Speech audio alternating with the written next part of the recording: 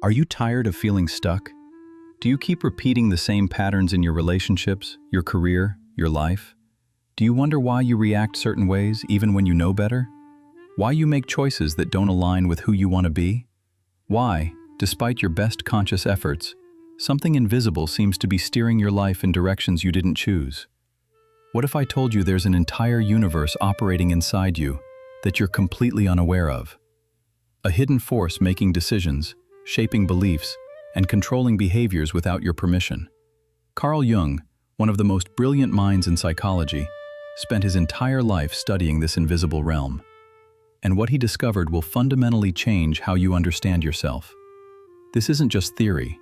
This isn't abstract philosophy. This is a practical roadmap to understanding the forces that have been controlling you from the shadows. The subconscious mind isn't some mystical concept. It's a psychological reality that determines more about your life than you ever imagined. Your habits, your beliefs, your success, your failures, your relationships, all of it traces back to patterns operating beneath your awareness. Today, you're going to learn how to access that hidden realm, how to decode the messages your subconscious sends you every single day, how to align your conscious desires with your subconscious wisdom, and most importantly, how to achieve what Jung called individuation, becoming your authentic self, free from the invisible chains that have been holding you back. By the end of this video, you're going to see yourself differently. You're going to understand why you are the way you are, and you're going to have tools to transform yourself from the inside out. Not by fighting your subconscious, but by understanding it, working with it, and finally, setting yourself free. If you're new to this channel, please subscribe to help us grow and spread knowledge to others. Now let's dive into the hidden blueprint that's been running your life.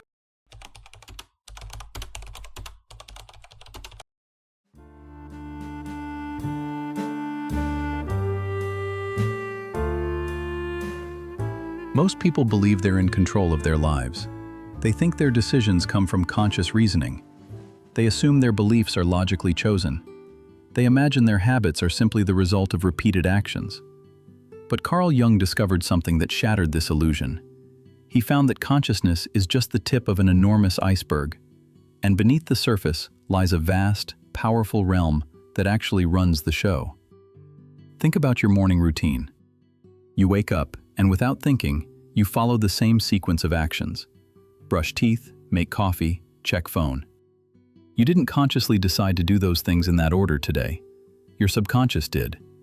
It's running a program installed long ago, and you're just executing it automatically. Or think about your emotional reactions. Someone says something, and instantly you feel angry, hurt, or defensive. You didn't choose that reaction. It happened before you could think. That's your subconscious responding based on patterns formed years, maybe decades ago. Patterns you're not even aware exist. Dr. Bruce Lipton, a cellular biologist who studied the mind-body connection, explains that 95% of our lives are controlled by subconscious programming. Only 5% comes from conscious decision-making, which means you're living most of your life on autopilot, controlled by invisible programs you didn't write and don't remember installing. This is what Jung meant when he talked about the unconscious mind. He wasn't talking about some vague, mystical force. He was talking about a very real psychological system that stores every experience you've ever had, every lesson you've ever learned, every belief you've ever formed, and uses all of that to guide your behavior without asking your conscious mind for permission. But here's where Jung diverged from other psychologists of his time. He discovered that your personal subconscious isn't operating alone. Beneath your individual experiences lies something even deeper. Jung called it the collective unconscious, a layer of the psyche shared by all humanity, a repository of universal patterns, symbols, and themes that transcend individual experience. Dr. Joseph Campbell, who studied mythology through a Jungian lens, found that the same stories, the same symbols, the same archetypal patterns appear in every culture throughout human history. The hero's journey, the wise old man, the great mother, the trickster. These aren't learned. They're embedded in our collective psyche. They're part of what makes us human. And this collective unconscious communicates with you constantly, through dreams, through synchronicities, through the stories that resonate with you. through the symbols that move you. It's trying to guide you toward something, toward what Jung called your authentic self. But most people never learn to listen. Your subconscious isn't random. It's not chaotic. It operates according to patterns Jung called archetypes, universal templates that shape how you perceive and respond to life. And understanding these archetypes is the key to understanding yourself. Because you're not just you. You're a complex interaction of these archetypal energies. And until you become aware of which archetypes are active in your psyche, they control you from the shadows. Let's talk about the archetypes that are running your life right now.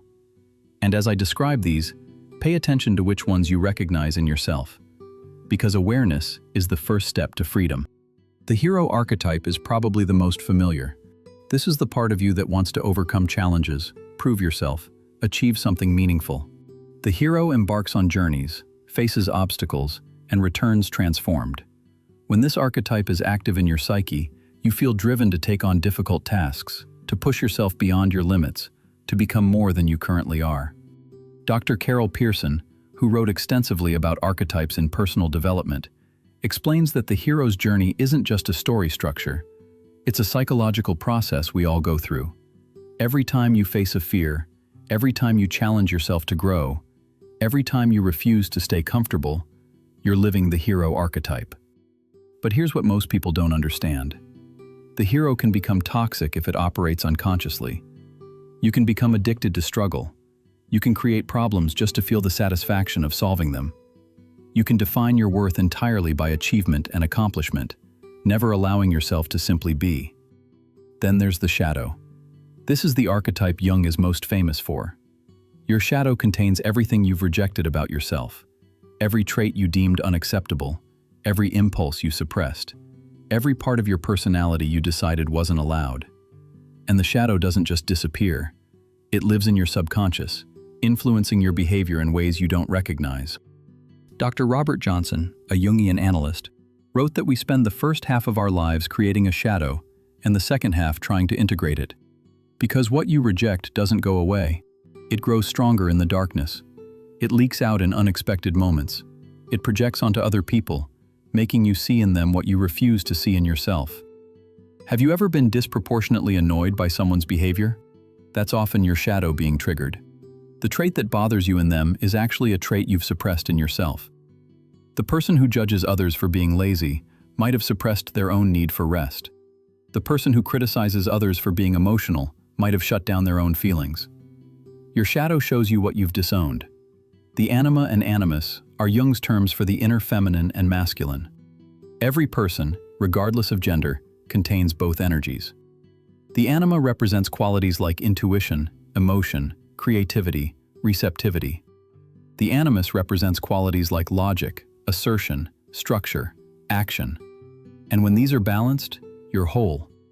But most people suppress one side, usually based on cultural conditioning about what's acceptable for their gender. Dr. Marion Woodman, who specialized in feminine psychology, found that many women suppress their animus, their assertive, goal-directed energy, and become overly accommodating, people-pleasing, unable to set boundaries. And many men suppress their anima, their emotional, intuitive energy, and become rigid, disconnected, unable to access their inner life. Integration means reclaiming both. It means allowing yourself to be both strong and soft, both logical and intuitive, both active and receptive. Not choosing one over the other, but embodying the full spectrum of human experience. The wise old man and the great mother are archetypes of wisdom and nurturing. They represent the parts of you that know, that guide, that care.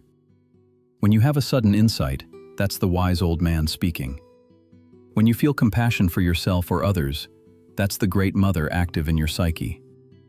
But these archetypes can also become imbalanced.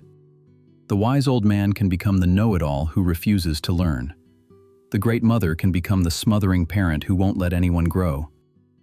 Everything depends on whether these archetypes are conscious or unconscious, integrated or autonomous. Your subconscious is constantly trying to communicate with you. It's sending you messages every single day. But most people don't know how to read them. They dismiss the signals as random, meaningless, coincidental. But Jung discovered they're anything but random. Dreams are the primary language of the subconscious. While you sleep, your conscious mind steps aside and your subconscious takes the stage. Everything you dream is symbolic communication from your inner world. But it's not speaking English, it's speaking in images, emotions, metaphors, and you have to learn to decode it. Dr. James Hall, who wrote about Jungian dream interpretation, explains that dreams aren't wish fulfillment, as Freud believed. They're compensatory. They show you what's missing in your conscious life. If you're too rigid in your waking life, your dreams will be chaotic. If you're too scattered, your dreams will be structured. Your subconscious is always trying to balance you out. So when you dream of being chased, your subconscious might be showing you something you're avoiding. When you dream of losing your teeth, it might represent anxiety about losing power or control. When you dream of flying, it might represent freedom or transcendence you're craving. But the specific meaning is unique to you. Only you can decode what your subconscious is trying to say. Then there's synchronicity. Jung coined this term to describe meaningful coincidences, events that seem related but have no causal connection. You think of someone, and they call. You need an answer, and a book falls off the shelf with exactly what you need. You're struggling with a decision, and a stranger says something that provides perfect clarity. Most people dismiss these as luck or chance, but Jung believed they were evidence of a deeper connection between the inner psychological world and the outer physical world. He thought the subconscious, particularly the collective unconscious, could create events in external reality that mirror internal psychological states. Dr. Jean Shinoda Bolen, who wrote extensively about synchronicity, says these moments are the universe's way of showing you that you're on the right path. They're confirmations that you're aligned with something larger than yourself. And the more you pay attention to them, the more frequently they occur. Synchronicity only works when you're living authentically, when you're aligned with your true self, when you're following your genuine path. If you're living someone else's life, trying to be someone you're not, the synchronicities stop. The universe stops confirming you, because you're not being you.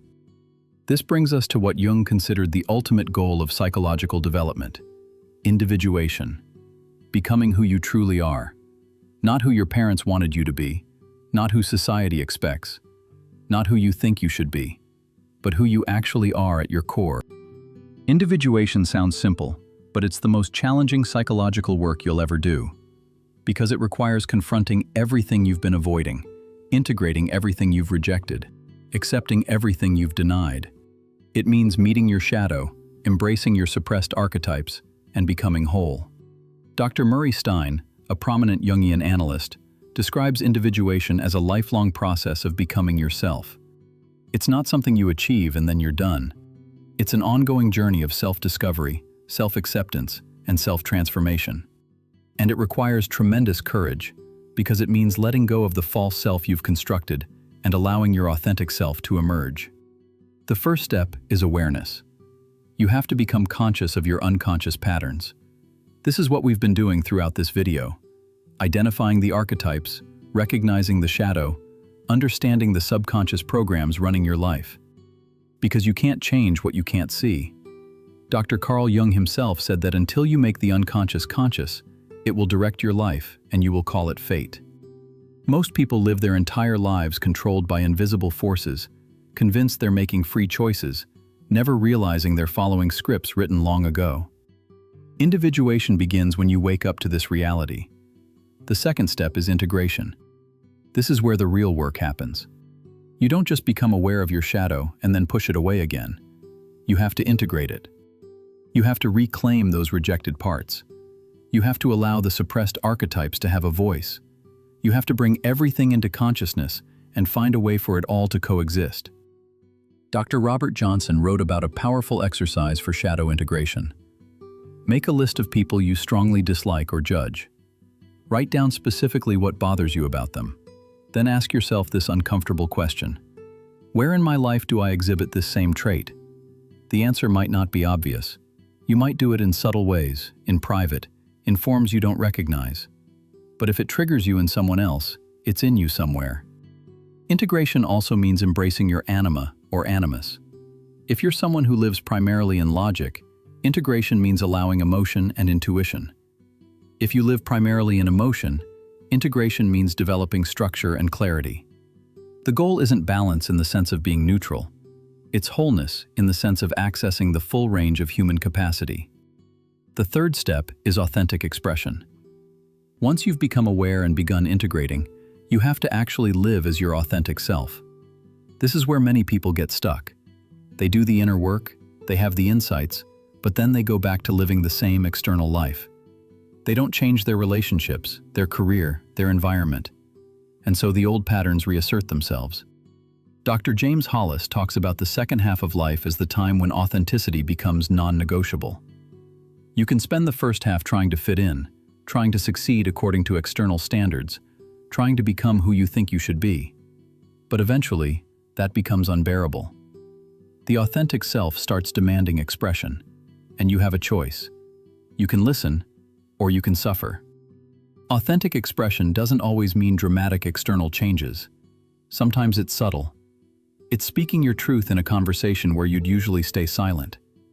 It's pursuing a creative project you've always dismissed as impractical. It's setting a boundary with someone who's always crossed your lines. It's choosing what genuinely matters to you over what looks good to others. But sometimes, authentic expression does require big changes.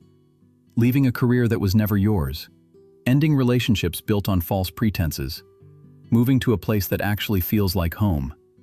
These decisions are terrifying because they mean stepping away from security, familiarity, approval. But Jung believed they're essential, because a life lived inauthentically is a life half-lived. So how do you actually start this process? How do you begin accessing your subconscious, interpreting its messages, and moving toward individuation?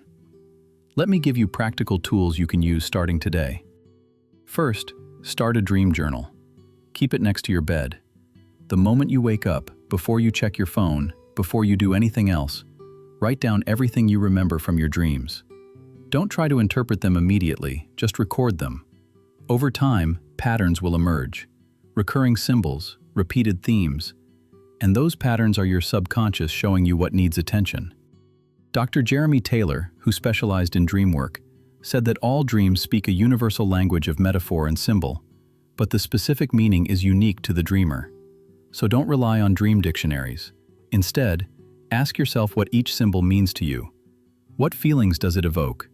What associations do you have with it? Your subconscious speaks your language. You just have to learn to listen.